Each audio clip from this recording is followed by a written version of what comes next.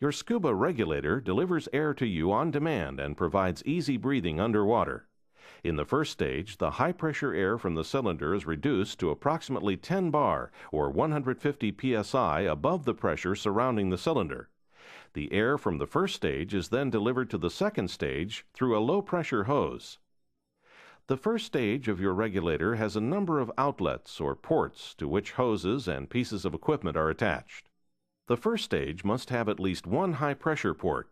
This port bypasses the mechanisms that reduce the pressure from the cylinder. Your submersible pressure gauge is attached to this port so you can monitor your air supply. The second stage of your regulator has a mouthpiece attached to it. The second stage further reduces the air pressure from approximately 10 bar or 150 psi above the surrounding pressure to whatever the ambient pressure is. Therefore, the air you breathe is always at the pressure needed by your body. Some regulators offer higher performance than others and deliver a greater volume of air at deeper depths regardless of flow restrictions. If you plan to learn to do deep diving or wreck, cave, or ice diving, or do underwater hunting, you will want a high-performance regulator. It is standard practice that you and your buddy be equipped with alternate air sources in case of an emergency. The most common alternate air source is an octopus regulator. It's an additional second stage that allows you to share air from your cylinder with another diver. The hose for the octopus regulator should be at least 10 centimeters or 4 inches longer than a standard regulator hose. Another type of alternate air source is a combination regulator and power inflator for your buoyancy compensator. Contingency scuba or true alternate air sources provide a totally independent regulator and air supply. The pony bottle is a small scuba cylinder with a separate regulator. Another type is a small cylinder with an integrated first and second stage mounted directly on the cylinder. Contingency scuba provides an excellent backup for yourself if you and your buddy get separated underwater. However, it adds additional expense to your scuba equipment as well as extra bulk and weight. Divers must rely on gauges and instruments to tell them depth, bottom time, direction, and air supply. The gauges and instruments can be integrated into a console or worn separately. A dive console streamlines your gauges into one unit.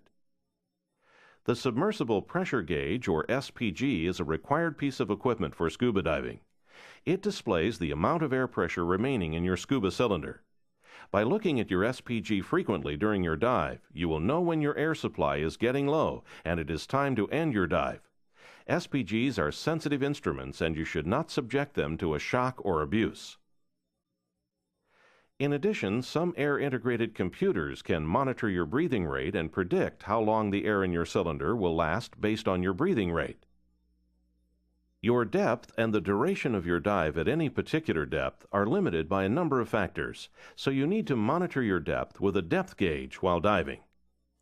There are 4 types of depth gauges: capillary tube, Borden tube, diaphragm mechanism, and electronic gauge.